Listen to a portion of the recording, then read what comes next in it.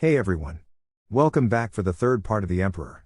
As always, huge thanks to all of my Patreons. Making these videos would be impossible without you guys' support, especially with all the restrictions YouTube places on my type of content.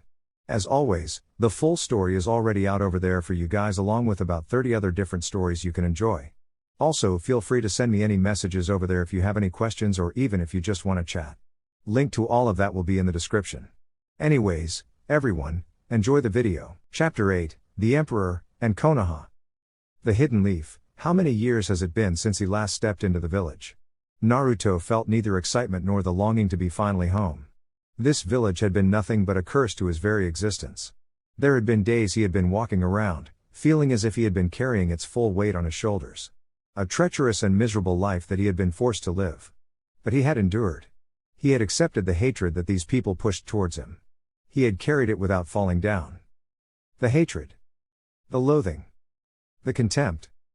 But Naruto had never hated himself, he loved his life. He was a miserable person who has chosen to shoulder the hatred and contempt rather than to try to live happily. That was his decision and he was content with it. Naruto was truly glad that the Sandaime told him about his mother, the Uzumaki clan.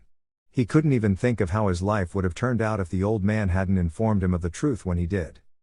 Hiruzen hadn't told him about the Kyuubi, he had found out about it. He hadn't been hurt. He hadn't felt betrayed by the Sandaime Hokage.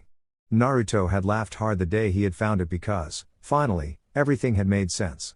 It had made sense why they hated him. But it hadn't made his life any better. He knew the Sandaime had passed a law forbidding people from mentioning the Kyuubi, but it didn't change anything. Naruto shook his head and took a deep breath. He frowned inwardly. The air around the village was still the same, contaminated. Naruto, Jiraiya called with patience. The blonde was walking a bit slowly. Come on, I've got things to do. Naruto glanced over at the perverted Sannin for a moment before shaking his head. No doubt you are thinking about going on a peeping road show, he said calmly. Would you like for me to accompany you? Jiraiya halted and turned to face Naruto with wide eyes. He seemed excited. Really? You'd come with? I could do the watching while you write what I tell you to write, he said. He could focus his attention on his eyes so that he doesn't end up missing anything. Of course not, Naruto said blankly. I'm not a perverted old geezer who likes peeping on young girls. I swear one day you are going to get your balls crushed and that foot between your pants cut off. Jiraiya immediately put his hands between his thighs as if to protect himself from an oncoming attacking. Don't say things like that, he said with a wince at the thought of being crushed. Naruto shrugged. I'll say whatever I want. He then smiled. I think it would be amusing if that happened. I think I wouldn't be against the idea of exposing you and then holding you down just so it can happen. Jiraiya glared at Naruto. What a cold-hearted student has earned for himself.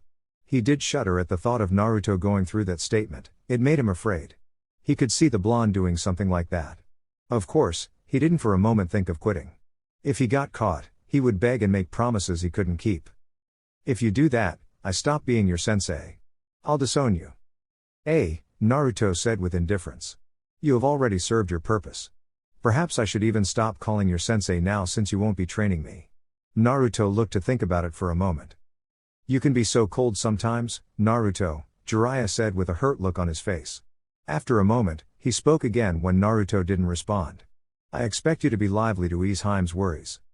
Don't worry, I will put my face between her bust just to show her how much you have corrupted me, Naruto said with a smile. Tsunade's reaction would be amusing but perhaps more so would be Jiraiya's. Naruto was certain the Toad Sage would be turning around to glare at him for doing something he couldn't get to do. No doubt he has had so many miserable days just thinking about the god Im's large chest. Instead of turning to pummel him, she was likely to turn towards Jiraiya and hit him hard to turning him into a shameless pervert. On second thoughts, I'm not going to see her with you. Naruto just laughed seeing the fear in Jiraiya's eyes. Oh sensei, you truly have been exposed to too much of her beatings. Worry not, if you give me your spot, I will behave. His spot? The window? Never. You are not sitting on my place. Whoever arrives first claims it, Naruto said with wide smile. Harem no jutsu. In a puff of smoke, a couple of young beautiful ladies appeared before the Sannin with innocent looks. Seeing Jiraiya turning on a perverted look at the almost naked girls, Naruto didn't even laugh, he just shook his head and then disappeared, leaving Jiraiya alone to nurse his nosebleed. Hokage's office. Tsunade didn't hold herself from rushing over to Naruto when he stepped into the office with a small smile on his lips. Finally, he had returned. She was happy to see him alive, so well and so happy. She was happy that he had grown and that he was back in her presence and she could see him. 3 long years and she didn't see this person, but now she was finally able to see him. When she was the last time her heart felt so warm at just seeing someone she loved so alive and well. Naruto, the god I'm Hokage, whispered as she pulled the blonde over to a tight hug. She smiled warmly as she embraced him, her strength gaining by the second. And then, Naruto disappeared in a puff of smoke. Tsunade blinked. The happiness she had been filled with disappeared in a second when she realized that she had been hugging a clone of the blonde. She was now furious. How could he do that to her? She twirled around and saw him sitting by the window, a wide smile on his lips. He was waving his right hand slowly. Out of frustration and perhaps a bit of too much happiness, Tsunade grabbed a chair and flung it towards the blonde. Naruto ducked under to avoid getting hit by the chair. He watched it pass just above him and through the window for a second before sitting up. His smile didn't leave him. It is pleasant you are still energetic, Butchin. Then again, it would have been unpleasant if you lost your strength with age. Tsunade glared at the blonde. Do you want to send you to the hospital? Naruto held up both his hands in the air and got up from the window. He walked over to the god I'm Hokage and stopped just inches away from her. A charming smile slipped through his lips. Princess Tsunade, he said in a slow tone. I'm truly happy to see you again. It has been quite some time, after all. He then leaned closer. Please let me express myself. He kissed the Hokage on the right cheek before quickly moving away to avoid being hit. Jiraiya whistled as he appeared in the office. Tsunade didn't hear it, she just stared at the retreated blonde with unblinking eyes. What the hell just happened? Naruto of the old wouldn't have done something like that. He had manners, yes, but he didn't treat her like a woman. It was always the old hag. Tsunade shook her head and walked over to chair without saying another word. You came here a little quickly, sensei, Naruto said to the toad sage. I'm not as simple as you think. The Sannin said with a shake of his head. Naruto smiled. Oh really? I don't like the way you are smiling now, Naruto, Jiraiya said with a nervous look on his face. I was simply going to suggest that I perform that jutsu, but this time, a bit X-rated to see if you really won't get a nosebleed, Naruto said with his smile. There was just no way he wouldn't get a nosebleed. Naruto was playing with fire here and he wouldn't stand for it. Of course, if the blonde activated the jutsu, he wouldn't be able to help himself but try to look. Jiraiya didn't have to respond as Tsunade finally spoke. What jutsu are we talking about here? She demanded with narrowed eyes. Naruto merely smiled. It is a hidden jutsu that has worked against the most powerful shinobi, even a man who once claimed the title of god of shinobi. The blonde said proudly. In any case, we have returned from our training trip. I'm you. Naruto turned his eyes towards the silent Shizune. He smiled towards the black-haired woman. Shizune, how rude of me. You look delightful as always. He tilted his head to the side. You seem to have a certain glow about you, fallen in love? Shizune blinked before smiling. It is good to see you too, Naruto, she said. I wasn't looking, she said. Love doesn't find only those who are looking, dear, Naruto said with a small shake of his head. The human heart is an unpredictable thing. You might tell yourself you are not looking for love, you won't ever love again, but one day, you meet someone and it starts racing, while whispering soothing sounds to your ears. Since when did you become the romance expert? Tsunade asked with a raised eyebrow. She looked at him carefully, his air, it had truly grown and he didn't look to be taking care of it. It was as if he didn't really touch it. That aside, he had become a handsome young man. It wasn't bad at all. She could understand why Tamari had seemed so keen on him. She hadn't commented on it, but the Suna Kunoichi had spoken about him in glowing terms. Perhaps she liked him. Well, what was there not to like? You forget who his sensei was, Haim. Jiraiya intervened, with a proud smile. Naruto snorted. Please don't take credit for something you didn't do, Erosenin. The only thing you could have possibly taught me would to Jiraiya flashed towards Naruto and put his hands around his mouth to stop him from continuing to speak. Now. There is no need to say anything. The Sannin whispered. Tsunade looked curious. What were you going to say, Naruto? She demanded while shooting daggers towards Jiraiya, who was still standing beside Naruto. Nothing much. It isn't like he has many stories to tell about romance anyway, Naruto said with a shrug before walking over to the window. He looked down the streets as silence fell into the office. Tsunade studied Naruto's body language for a moment before shaking her head. He was back in the hidden leaf, and now that he had returned, she didn't know what to do with him. Put together Team 7? Perhaps they could do that because of the kind of times they now found themselves in. There was likely to be war in the coming years, Konoha had to be ready, and everyone had to be ready. She wouldn't complain if it doesn't happen. Shinobi were trained to fight, to be strong for their village. Having a strong military presence only strengthens Konoha. I was worried that you might have returned damaged, Tsunade said before casting a glare towards Jiraiya. Who knows what this pervert might have tried to teach you? I am not unguarded, Naruto said. Besides, it was a little too late for Jiraiya to corrupt me, he said before turning to face the god I'm Hokage. Things seem to have changed in this village. Perhaps I am reading the atmosphere wrong. Tsunade was silent for a couple of moments before she responded. You already know what is happening, so we have to be ready for whatever happens in the future. Now that you have returned, it will be good if you were to play an active role in the mediation between Uzushio and Konoha. It would work well with Naruto's presence. They'd yet to say anything to her, and she was getting a bit worried. They had said they would contact Konoha, but they haven't been saying anything. It wasn't like they were ignorant of what was happening in the elemental nations or the threat that villages like Iwa posed. They knew, and yet according to Kakashi, they hadn't looked a bit concerned, and that worried her more than anything. If they were not concerned, there was something that was making them confident. There had to be a reason. They had been destroyed once, they would certainly do everything in their power to defend themselves. People once thought it was impossible to invade Uzushio because of the whirlpools, but it had been done once and it could be done again. Diplomacy isn't really my thing, Naruto said calmly. Besides, are you sure that you want to send me to Uzushio? Are you going to give me a reason why I shouldn't? Naruto stared at the woman for a moment before looking back at the window. You're the god I'm Hokage, and regardless of your feelings, your duty to your village comes first. You made an oath to protect this village with your life, and you will do so. We should not avoid being honest with each. I am considered a flight risk, yes? He glanced over at the god I'm Hokage, waiting for her response. Anbu have determined that to be the case, Tsunade said. Naruto nodded. Why? I am Uzumaki, and Konoha hasn't done anything for me that would make me choose it over Uzushio. It is like if you are in an abusive relationship. If another lover shows up and promises to treat you tenderly, you will abandon your current lover for something that promises to be better. The situation with me is like that, and I can understand that. I also appreciate the fact that you are not casting me glares. Seeing more of Uzu tempts me. I saw the village, it is lovely, and perhaps if I go there I might feel at home. Perhaps your reason for doing this would be to try to keep me feeling like that. Even though I am with Konoha, I am also playing for Uzushio. It doesn't matter regardless, the fact is that I am considered a flight risk. He paused, taking a thoughtful expression. You'd call me a very S-rank flight risk. Are you rejecting the idea? Of course not, Naruto said with a shrug of his shoulders. As long as I am a shinobi of the Hidden Leaf, I am work for Konoha's interests. Admittedly, this would be a bit complicated. I'm surprised that you don't look offended that your own village would consider you a flight risk. Many shinobi would be pissed off if they learned that their village considered them such, Tsunade said. Being considered a flight risk would be an insult, but this isn't the worst thing Konoha has done, isn't it? Besides that, the risk isn't determined by what you feel but by the circumstances that surround us.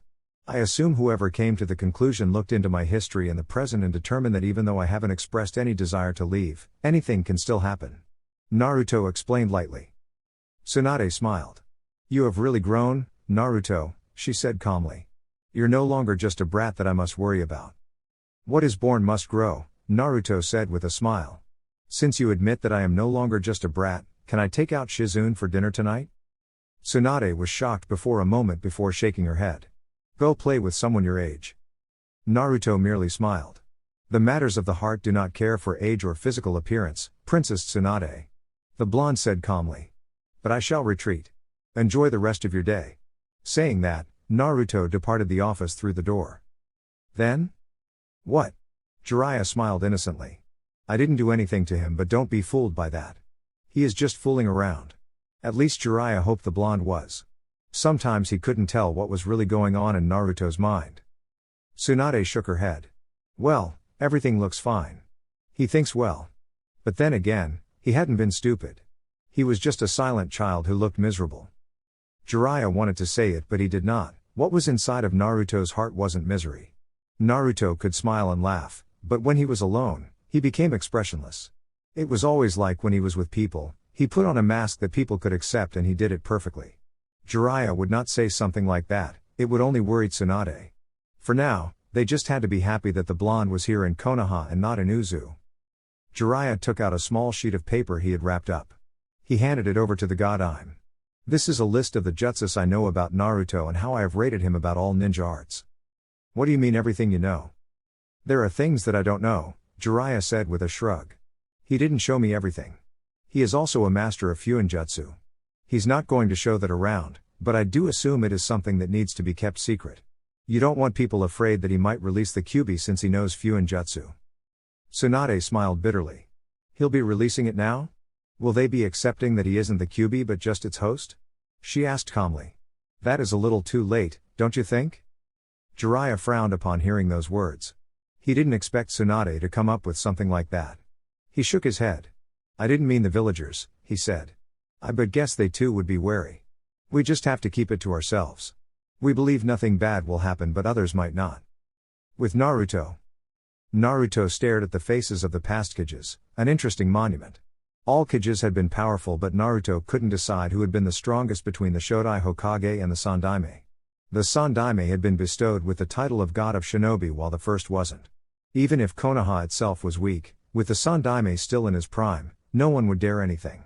It was no wonder the old man was respected. There were not much stories about Hashirama, but only that he was a beast. When it came to skills though, and just pure genius, it was perhaps safe to say Hiruzen stood out. But of all the Kages to have ever led this village, his father, the Yondaime Hokage, was celebrated as the village's greatest hero. The Kyuubi would have certainly turned this village into a memory if not for the efforts of the Yondaime. No, Naruto shook his head. What of his mother who was the one who pinned down the Baijuo with her adamantine sealing chakra chains? Konoha celebrated his father as its greatest hero and yet tormented his child as the evil that killed many of its loved ones. There had days they had seen his miserable look, the days they saw him walking down the streets, shoulders down, looking defeated, but they never saw a child who had no parents, a child who longed to be loved. They saw a nine-tailed Baijuo that killed their loved ones. A child. A beast. They couldn't separate the two. Hatred really did make people believe and do certain things that are unforgivable. Reason doesn't matter when you are clouded by hatred. Naruto didn't wish to turn his life into such a hollow existence in which he lived for nothing more than hatred, vengeance. He would never find peace if he went down that road. But if people were willing to take him to that path, Naruto would indulge them with every fiber of his being. Naruto looked away from the Hokage monument and placed his hands inside his pockets. As he started walking away, he realized he was being watched by someone. He sighed, he just got back to this goddamned village and he was already being watched. The Sandaime wouldn't have allowed for something like this to happen. He walked towards his old stomping ground, the training ground he had shared with Team 7. He stood still in the clearing, eyes looking up into the heavens. Please come out. While I have the patience to stand here like this all day, I have other things to do. So I can't entertain you for longer periods. Naruto's eyes glanced towards his left side, a huge beast was rushing towards him. He sighed tiredly, he had no problems fighting someone, but he really didn't like doing boring battles against weak people. Perhaps this was because he spent much of his time fighting someone like Jiraiya. The Sannin wasn't like a Jonin, he was above that. He held out his left hand and channeled his wind sword. When the beast jumped towards him, Naruto swung his hand in a downward slash. The beast was sliced in half, and it burst into black ink. Naruto raised an eyebrow seeing this. It was something he hadn't seen before, a rare ability. Sai flashed on Naruto's right hand, flashing a kunai towards the blonde's shoulder in an upward slash. Naruto jumped back slightly to avoid the slash. He twirled around to face the pale black-haired teenager. The kunai was flung towards his forehead with sharp accuracy. Naruto tilted his head to the left, and the kunai sped past his head. Sai was upon him, trying to punch him on his gut. Naruto caught the punch with his right hand. His hold was like a tight iron grip. What do you want? Sai frowned, trying to break free, but Naruto didn't budge. He might not look like it, but he certainly had massive physical strength. He wasn't even being taken seriously. He sighed and stopped struggling. Naruto freed him, but the next second, he was standing just inches away from him, cold blue eyes staring at him. Sai tried to make the distance when he felt an immeasurable pressure suffocating him, but the blonde caught him on his right shoulder. I don't know you, you're not even wearing a leaf headband. If I burst a hole through your gut, I can get away with it, can't I? Especially since you just attacked me without saying anything. When he was saying that, Naruto had a ball of flames on the palm of his right hand. Sai's expression didn't change, but he felt afraid. He'd forgotten what fear meant, but he felt it now. He was becoming familiar with it now. He couldn't even breathe because there was some force that was making it impossible for him. No matter how hard his nose tried to suck in oxygen, he couldn't get it in. When Naruto let him go and twisted around, walking away, Sai fell on his knees. His breathing was labored, he was finally able to breathe. It felt good to be able to breathe again. But he had learned. Naruto was a frightening person, much more frightening than Danzo. Of course, he would never admit that to anyone. Foundation Hideout. Jiraiya had never really given himself time to come down here, but now that he was here, he certainly didn't like it. The air was cold and it made him think of the cold and brutal training that Danzo gives his operatives. Naruto would have been a monster if Danzo had trained him, a demon perhaps. The War Hawk prioritizes the Kyuubi and he would have made sure the blonde trained hard to control the power before he could even write or read. Worse, Naruto wouldn't have had the emotions needed for a human.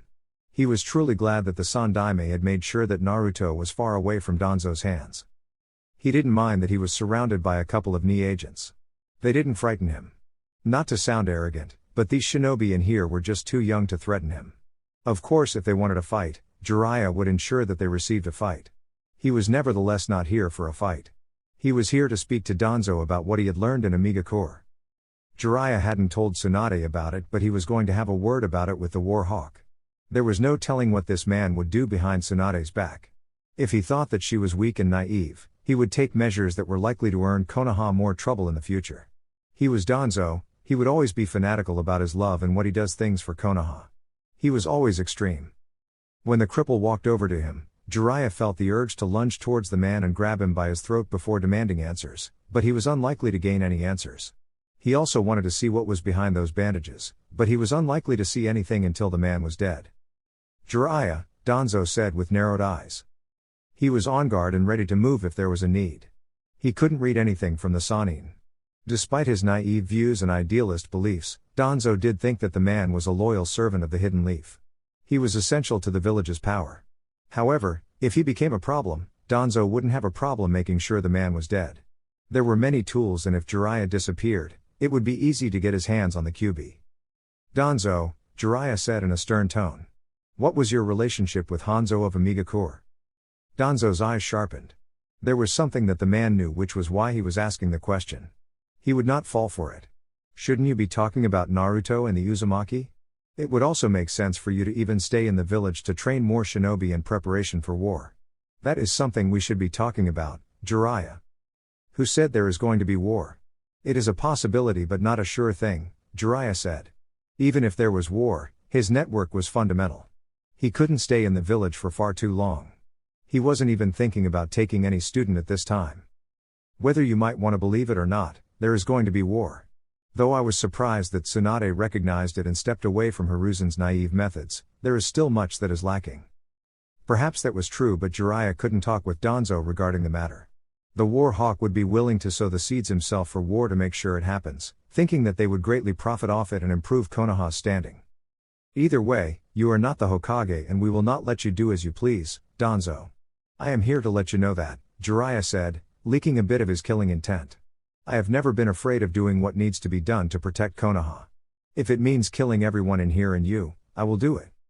For certain, Jiraiya would do it. He might be naive and holding the teachings of the Sandaime Hokage, but he was able to work, to do what needed to be done. I see. Danzo only said. Tell me about Ame and Hanzo. Danzo was silent for a moment before responding. Hanzo and I had a working relationship. I cannot divulge the details, but we stopped receiving communication from him during the time there was a civil war. I assume he is dead. It has been years anyway. When the man came to the conclusion that Hanzo was dead, he probably didn't bother trying to find for sure but just decided there was no need. The relationship had run its course. I was told that you conspired with Hanzo to remove a certain group in Amiga Corps. You sent people in to handle things. But Hanzo lost and that person knows what you did. He might come after you and when he does, Konoha will not shield you. We will feed you to him. I didn't tell Tsunade this because she doesn't need to know. She will probably decide to cut you off if she is told. The things you did in Ame are nothing short of treasonous. However, this is a delicate time for Konoha, Eliminating resources won't do us any good. Stay on course, Danzo. Danzo stared. Now he had to deal with this, and he already had the Uzumaki. Very soon, they will be making a move, and it wasn't going to spell nice things for him. Danzo didn't show it nevertheless. You were outside of Konoha and Sasuke has already left Orochimaru. It has been months now and he was suddenly disappeared. I'm not really concerned about the Uchiha, Jiraiya said with a shake of his head. Yes, you'd be concerned about Naruto. How far is his connection with Uzushio? At this point, it would be naive to think that he has no connections to the clan. That isn't your concern, Danzo, Jiraiya said, turning away from the War Hawk. We will find Sasuke, and at this point, I will object him being given to you. You are not behaving. But if you behave, I might change my mind. The Toad Sage said before disappearing from the view. Sai stepped up, having just returned moments ago. He knelt before the master of the underworld before speaking. I was able to get close to him but not able to do anything.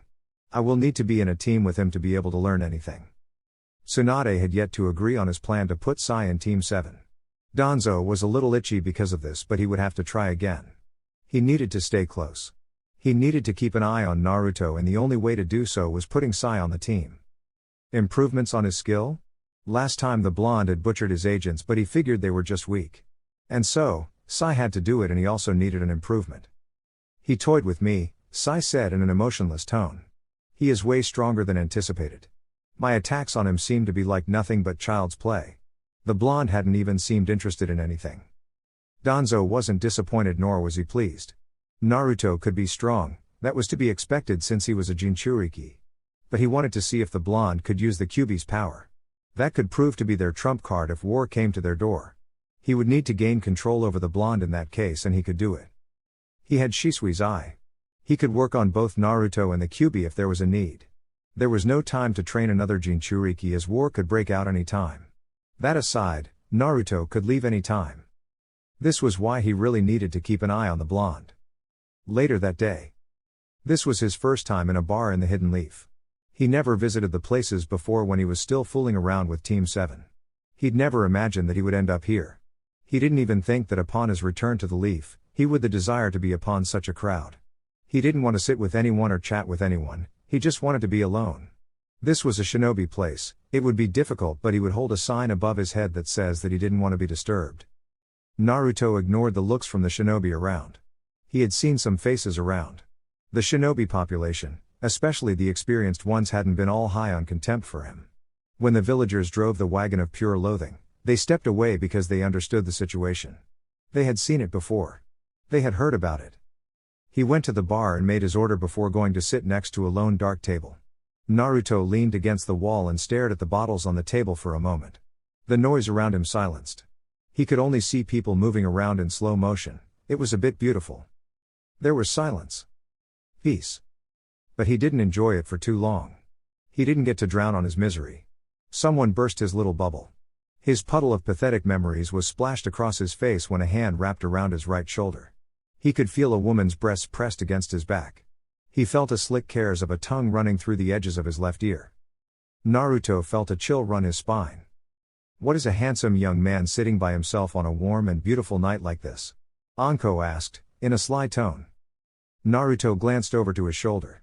He saw the face. He didn't really like it when someone came up to him like this. He hated it. Not in a bad way. Perhaps the mischievous part of him wanted to play along. Proctor-san. Naruto responded with a smile on his lips. He turned around to face the woman. Her face was just inches away from his. This was a crazy sadistic bitch he had seen in the Chunin exams, the second stage proctor. If he seemed to recall, she had issues with Orochimaru. Snakes? Oh, yes, she had been his beloved apprentice, and when Orochimaru turned traitor, Konoha stared at the student. Why did she stay when she had been happily sitting on his shoulders? Humans, they always had to glare at someone for something. You have truly grown, Anko said, grinning. His bravery only excited her. It enticed her to move closer, to let loose a little. He was still just a brat, what could he do? With her experience, she could dominate him and make him cry like a little girl. And she would enjoy that show with a good round of laughter. I see you still have the love for danger, Naruto said in a calm tone. It didn't bother him that he could feel her breath, the smell of alcohol. She had certainly been drinking before sporting him alone in his little corner. He cupped her chin and tilted his head to the side. I hadn't noticed, you have a delightful face up close. He pulled her closer until her nose was pressed against his. Can I caress your lips? Anko blinked in surprise, but before she could laugh, Naruto did as he had asked without waiting for her response. It caught the Jonin off guard, but she didn't let it show as she was able to respond to the kiss before Naruto pulled away and turned around. The Jonin stared at the back for the blonde for a moment, before a splitting grin spread across her lips. She walked over to the side and sat across him. He was slightly amused. Did I surprise you? He asked. He seemed to know what he was talking about, if the look on his eyes was anything to go by. Anko didn't let a frown settle on her lips. It wasn't disappointing. The surprise wasn't so bad. It was actually a good thing and she was very happy. Maybe, she said with a shrug.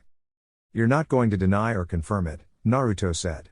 Do you always like to unsettle young men who are drinking alone? No. But you are not just anyone, are you? Anko asked with a grin on her lips.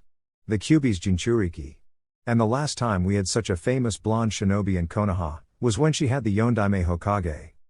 Famous? Naruto laughed. She had a funny way of putting things. Infamous is the right way to putting things in the right perspective, don't you think? It depends on your view, Anko said carelessly. It doesn't seem to concern you much though. She eyed him carefully when he merely shrugged indifferently in response. Now, why are you sitting alone? You haven't been in the village for a couple of years. It doesn't matter if I have been away for a day or a year, Naruto said indifferently. But you are also here, it means you came alone. Should I be asking you the same question? I didn't come alone, Anko said pointing at a group of shinobi. I was with them before I saw you. You looked really comfortable. Learning new things from Jiraiya-sama? Naruto smiled. I'm certain if I had learned anything from him I would be dropping under the table to check which color you are wearing, he said. Who said I am even wearing anything under my skirt? Anko asked with a grin on her lips. You can check for yourself if you don't believe my words. Naruto had to pause and stare at the audacity of this woman. She would say something like that to him. She knew one would be interested in taking a peek. Jiraiya would certainly relish in sitting with a woman like this. Naruto was starting to see that she was certainly above his pay grade. If I go down, my hand will have to reach. Sometimes I don't believe what my eyes show me. So I confirm with a sense of touch. Anko laughed. Perverted brat, she said. Want to confirm? She asked slyly. Naruto thought about it for a moment before shaking his head. The night is still young for such festivities. I'm afraid if my hand goes there, I will end up taking you to my den. What would be the problem? We could have the whole night. Naruto smiled. Oh, she was good at this game. Then again, she was older, and experienced, a sadist no less. Let us enjoy the night, Anko. Besides, I don't need the whole to satisfy you. Anko stared at him for a long minute before bursting out in laughter. Why do I get the sense that though this is a play, there is some truth in your words? Before Naruto could respond, he glanced over at his left, seeing a certain silver-haired Jonin walking towards him along with Asuma. He was certainly not going to get his quietness. But he should have known. This was Konoha. Well, at least none of his former classmates in the academy frequented this place. They were probably at home or dinning somewhere while eating meat. Naruto faced Anko once more, before smiling. Because that is the truth. You want to test it? He said in a serious tone. Someone seems to be having fun, Kakashi said, pulling a chair along with Asuma. He sat down and faced Anko with an eye smile. I see Naruto is telling you sweet things. Well, he knows how to behave, unlike you, Anko said with a stare. You are stiff and no fun. The only thing that gives you a reaction is that little orange book of yours, she said with distaste, not at the book but over the fact that the man would ignore a live woman in favor for giggling while reading his book. Now, Anko. There is no need to be hostile while we just sat down. Kakashi chided. Naruto faced Kakashi. I'd always assumed that you were a closet pervert, Kakashi. You probably wouldn't fall for some lewd talk because you are chained in your closet or just have excellent control of yourself, he said. Closet? Anko asked with a surprise. He reads his book in public. Naruto shrugged indifferently. It's not exactly porn, he said before turning to face the bearded Sarutobi sitting on his right. Asuma. He greeted with a small smile. Naruto. Asuma returned the smile. I haven't been seeing much of you over the past years. I have to say, I never imagined that you'd turn out to be this person. This person? Naruto asked. You mean sitting here with a sadist while exchanging pleasantries? Well, not exactly pleasantries. It was a lot less like soft foreplay, don't you think? He glanced at Anko, who laughed before responding. Yeah, she said. I have to say, it does show that you learned under Jiraiya-sama, she said. Well, you pick up certain things when you spend time under someone, Naruto said calmly. What are you doing here, Kakashi? You never seemed like a person who went out with other jonins for drinks. You'd always seemed like a recluse to me. Another miserable person. There was no doubt that Kakashi was a lonesome person who was held up by his dark past. He didn't let it show to his students, but anyone who checked would know that the man was filled with nothing but regrets. Perhaps this was why the man even felt he needed to solely focus on Sasuke during the Chunin exams. He was surrounded by miserable people, wasn't he? Jiraiya was miserable, Tsunade was held up in her past that she couldn't love anyone now. And he had his problems. But that was alive. His life, and he accepted it as it was. Maybe it would change in the near future, maybe it would not. He was ready for anything. Kakashi, I smiled. That is harsh, Naruto. Well, he's not exactly off the mark, Anko said, to which Asuma nodded. The Jonin shrugged his shoulders carelessly. Naruto smiled, it was something he did in such situations. Maybe he learned it from this man, maybe it just came naturally when you didn't want to talk about things and didn't want to sound too concerned. What are you even doing here? Your friends don't visit this place. Naruto shrugged before turning towards Anko. What, I thought I would get lucky today. Anko laughed while Asuma looked surprised by that response. Yeah, right, the snake mistress said with sarcasm. You were sitting all alone looking miserable before I decided to rescue things before you drank yourself to sleep and wake up in dark alley somewhere without any clothes. Naruto merely smiled. This could be my play, Anko-chan, he said in a slow tone. I sit alone, drinking because some predator will come after me, thinking I am just another miserable brat they can conquer for the night. But not really knowing, they are the prey. I think we shouldn't allow you to come here alone, Anko said with a stare. You sound dangerous. Naruto just laughed. There one who is dangerous, is you, Anko, he said. Asuma quickly tried to steer the conversation away from the current subject. So, Naruto, how was the training trip? Training under Jiraiya-sama, you must have learned many things. The following day. Ramen, his beloved daily meal. How many times had he thought of the noodles sliding down his throat, the aroma smell filling his nostrils. The joy his tongue felt when it tasted the delicious meal. The purring sound his stomach made when the noodles settled down in its chambers. This food was his holy cup. He had missed it. Not just for how good it was, for also its sentimental value. Sitting here was more than just eating good food, it was sitting in a place that accepted him, a place that welcomed him when everyone in the village shunned him. He had been told, even if he was broke, he could eat for free. These people would let him eat for free, he never had to eat for free because the Sandaime Hokage made sure he always had something. Many shops didn't even want the demon's money. Even some greedy bastards would wash it down the drain simply because it was his money, rotten pieces of craps. But he had endured the emotional abuse. He did not break. He didn't let them win. They certainly did make him miserable, but at the end of the journey, he would ask. Who is laughing now? Ayame smiled happily when her favorite customer settled in with a happy smile on his lips. She had surely missed his face. Naruto. She greeted him happily. It is so good to see you again, she said. She wanted to rush over the counter and hug, but she held herself. Likewise, Ayame, Naruto said with a smile. He closed his eyes and breathed in the smell of ramen. God, I miss this smell. I'm going to eat until I can't take it anymore today. Ayame laughed. As much as I love you eating our ramen, we can't have that. We don't want anything happening to you for overeating. You know, even if you eat too much of healthy foods, you can get sick. There must always be a balance. I know, but you just can't help it with Ikaraku ramen. The blonde said. I'll be watching you, Ayame said. The usual? She asked. Naruto nodded. Please bring 3 for now, I will get 3 more after I'm done with the first load. I freed up my stomach yesterday. And he had been drinking. Ah, what a pain this was to his body, but for filling up on ramen, it was worth it.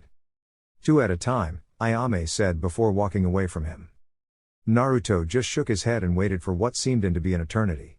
He didn't even notice when someone walked into the stand and sat down just away from him. When Ayame finally brought his bowls, Naruto clapped his hands, said his thanks before inhaling the steam. He started to dig in. Ayame watched him for a moment before speaking. You have grown big. You've turned out to be a handsome young man, she said with a smile. She then frowned, looking at his wild long hair. You never did cut your hair when you were younger. Naruto shrugged. I like it this way, he said. Besides, I had a dream once and I was told that if I don't cut my hair, I will become the most powerful person who will rewrite the history of the elemental nations. Dream my foot, Ayame said with a snort. Tell that to someone who believes it. But even if you did have the dream, does it mean you don't have to look after it? You're ruining your look like that.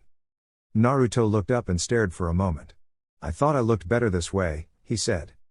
Ayame just shook her head and walked away. Training Ground 7. Naruto wanted to seal more natural energy into the seal on his body, but he first needed to sort out something with the Baijuu inside of him. The prison was something else, but Naruto didn't mind it too much. He simply walked over to the bars that held the Kyuubi and tapped in, seeing that its eyes were closed. Are you going to ignore me? It depends on what you want to say to me. Naruto sighed. You're still a little pissed off that the ghost of the Yondaime Hokage returned and strengthened the seal after I nearly released all of your power. He hadn't been out of control, but he had been close to releasing all the power and turning into the Kyuubi. It had been on purpose because he wanted to see how much of the Kyuubi's power he could release without the ki. He wanted to see if he forcefully drew the chakra, would it break? But the ghost of the Yondaime had appeared and strengthened the seal. It wasn't so much as a ghost but the chakra the man sealed within the seal that held the Kyuubi for in case the seal was breaking. It was the same for his mother. But Naruto wasn't in a hurry to meet her. He could activate her chakra without meeting the requirement needed for it to activate automatically on command. I was close to leaving this damned place. Naruto shook his head. I was still very much under control of my body. The blonde said. That said, I had prepared needed measures to ensure that you didn't go anywhere if you managed to wrestle control over my body. What do you want? I wonder, why are you desperate to be free from me? Why does my death make you afraid? Naruto waited for a moment, but the Kyuubi didn't say anything. Minato separated your yin and yang chakra. He sealed half of your chakra within him and the other in him. But when he died, your other half wasn't released. He used the dead demon consuming seal, but that doesn't make a difference in the sense that using that seal only gives direction to where his soul goes. Minato used that seal to separate your chakra, not to seal you. The seal that sealed you in me is the same that sealed you in him. I have concluded that Minato has your other half in the belly of the Shinigami. I'm assuming that unless the seal is released, you will never leave me. Even when I go to the afterlife, you will go with me, as your other half went to the other side with Minato. It is a bit of a tricky situation. Where father is doesn't determine anything. I am certain that if I freed his soul from where he is, you'll probably visit the other plane with him. Are you afraid that you'll be connected with me for all eternity if you don't separate from me while I'm still alive? No other seal can do this. I assume this is because of the special characters of the 8 trigram sealing method. Kurama stared at Naruto for a long minute before finally responding. To you people, life and death means nothing, isn't it? Should someone who lives for all eternity say something like that? I am a Baijuu. The Kyuubi said with indifference. You are a mere human and yet death doesn't scare you. No, you Uzumaki. Death is like a state of traveling to another world for you. You have the masks in to peer into the afterlife, where no other human can see. If your mother's body had been preserved, she may have already been summoned from the other world to this one. You're not going to answer my question, are you? Naruto said. It doesn't matter. When I die, I don't want you to follow me. However, whether you are free or sealed into another Jinchuriki really depends on your attitude. We will talk about this some other time. It appears that I have a guest. Sakura was nervous walking towards Naruto. She hasn't spoken to him in 3 long years. He was a kid last time, but now he looked like a man. His hair was longer, face manlier. He had the eyes of an experienced shinobi. Then again, Naruto's eyes had at times looked like that of an adult. Perhaps the difference was that now he had the body to back it up. Although nervous, Sakura managed a small smile when she stopped next to him. Hey, she said awkwardly. Naruto smiled, amused by her awkwardness. Have I become that much of a handsome person that even you, who only has eyes for Sasuke, feel nervous when standing before me, Sakura? He asked lightly. Sakura glared for a moment. Don't get ahead of yourself, Naruto.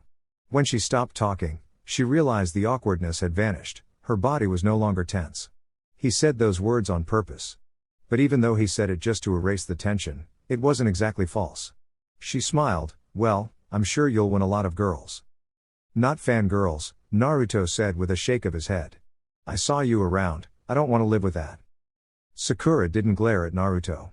She had the decency to look embarrassed at her past behavior. She hadn't exactly been a kunoichi back then, had she? She was just a naive girl who was playing shinobi. That was the past. I am different now. I would assume so, Naruto said.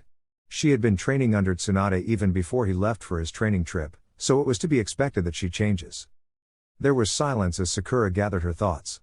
It is good to see you again, Naruto, she said. You didn't respond to my message. She managed to say. Ah, the apology. Naruto didn't have anything against people who were earnest in their apologies. Life was a fickle thing that could end at any time. No human was perfect, no human could do everything right. Sometimes people do things on purpose simply because they could. Such people needed to be crushed for their foolishness. They were stupid and blind. But still refused to see the light. Perhaps it was the same for Konoha's people. What did it gain him by holding a grudge against one foolish girl? Nothing. Unless he was a sadist who would enjoy seeing her suffer while trying to earn his forgiveness, then Naruto would go on that path. But he didn't enjoy such things. Besides, the girl hadn't been so bad. Compared to what he was given by many people, she was nothing. Perhaps irrelevant. He hadn't minded much of what she said. He could see her shouting, but he could not recall what she was saying. I wanted to look into your eyes before I say anything, Naruto said, holding out his right hand. Apology accepted, Sakura. But I do hope you have grown from that girl. Sakura stared at his hand before taking it. Of course, I have grown. You are not the only one who has seen changes, you know. I have also become strong. I really don't want to test that out, Naruto said, looking at the punch she had created with her fist. Tsunade taught you everything she knows, it seems. Sakura nodded. I had to learn. I realized I wasn't much of a kunoichi when we were still a team. I wasn't much of a help when we came across different situations. But now when Sasuke comes back and Team 7 forms again, things will be different. Really? How naive was she? Did she really think that things would turn back to the way they were? Did she really think that they would all laugh and eat together as they did before Sasuke decided to turn against them? Ridiculous. Nothing was ever going to be the same. Naruto didn't even have the desire to be in Team 7 again. He would not join. That aside, he wasn't going to be here for far too long. He had many things to do with his life. Preparations though. Preparations were needed. Later that day. Friends? Perhaps this group could be put in that category, but they were not that close.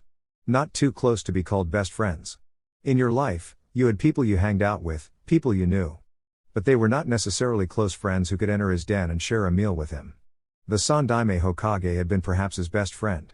There were a lot of things the old man did not say, even though he did tell him many things. For the third, it was just so that he could live without pressure. If things had been good, Hiruzen would have probably not told him anything. A possibility. It was cruel but not the reality. And Naruto was glad it was only just a possibility. He was sitting in a restaurant, the people he attended class with in the academy were around him. Not this only, but those who managed to become shinobi after graduating from their exams. He had gone to enter the Chunin exams with this group. They were good people, the only group of people to have treated him well. Ignorant of the reality, yes, but many people still hated him even though they didn't know anything. Naruto didn't have alcohol before him. He usually drank when he was in a bar. Besides, this was a group of people who had finally gathered together after some years. Sakura would not say everyone because Sasuke wasn't present, but most people would agree that the Uchiha had never been part of the group. Of course, she would never openly admit that. Why does it look like I am the only one who is still a Genin around here? Naruto asked, looking around the group. It doesn't look that way, you are the only one who is still a Genin, Kuji said while stuffing down food his throat. How he could find time to speak and eat at the same time was beyond comprehension.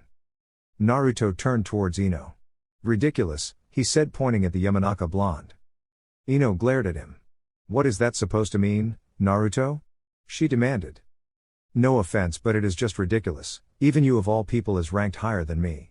What kind of a world are we living in? He asked, looking around the group. I am offended, Ino exclaimed. I will admit that I wasn't any better when you were still around, but I have changed. I am no longer the same girl I was back then. If Forehead could change, then so could I. You are offending me too, Ino, Sakura said, glaring at her childhood friend. If you still want to see who is better between you and me, we can still go to a training ground and I will take on. When Ino didn't say anything, it was apparent who was stronger between the two. Then again, Ino's style of fighting wasn't suitable for brawling. There was a bit of delicacy about it. Perhaps if it was someone like Kuji, then one could understand.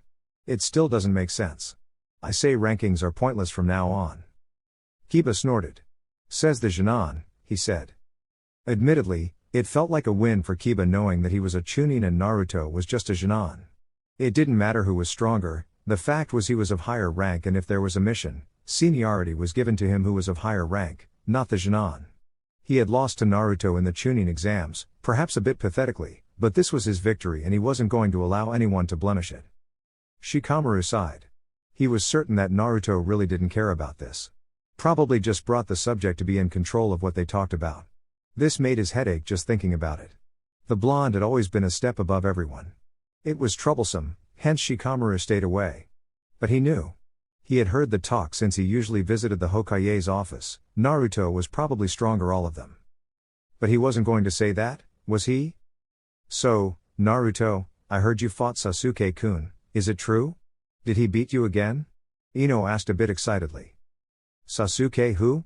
Naruto asked with a smile. Ino glared at him, but his smile only widened a bit. I don't remember. You'll have to jog up my memory a bit. If you help me, maybe I will remember. Ino folded her hands across her sizable burst. It was a chest that made Sakura envious. She had grown other parts, but that side just would not, frustrating reality. What? When someone drinks a too much, screws loosen a bit in the head and they talk freely. Order some sake, we drink a bit, even you have to drink, then we'll see what drops out of my mouth. Maybe I will even mumble a few naughty things I did when I was training. You know, Jiraiya is a known perverted, wouldn't you want to hear some of the embarrassing things I caught him doing? The following day, Forest of Death. Naruto stood up from the ground, Sage Mode activated. The weight of the chakra caused the ground below him to shatter. The chakra was visible around his body. It was colorless, but clearly visible even to the naked eyes. He didn't do anything but deactivated the mode and sat down. A minute later, Neji appeared from the forest. Why are you watching me, Neji? Naruto asked in calm tone. Hinata didn't send you, did she? It was already a problem that she had to watch me because of her damn curiosity, but I don't need your eyes watching me. It wasn't my intention, but when I saw you sitting here alone, I grew curious, Neji said. Maybe his body language didn't show it, but he had been unnerved by what the Byakugan saw when Naruto stood up. The blonde was drawing chakra from nature, but that wasn't what had shocked him. He had been shocked by just how much chakra the blonde was able to draw out. Even when he was younger, Naruto already had more chakra than a Jonin. Kakashi has admitted that Naruto had more chakra than him. And yet, the blonde was still able to draw this much chakra. This had to be wrong, right? It had to be against the laws of everything for someone to possess as much chakra as the blonde has. When you no longer need the Byakugan to see someone's chakra, then something was very wrong. Neji had seen many shinobi, but he had never seen anyone who had so much chakra that it distorts that atmosphere around him. It was just ridiculous and he couldn't put a measure to it. But he knew, there was no one who came close to Naruto when it came to chakra, and we still didn't include the power of the Kyuubi. Naruto shook his head. What brought you here? Tsunade-sama sent me to you, Neji said. I'm not going to comment on the seals that I saw.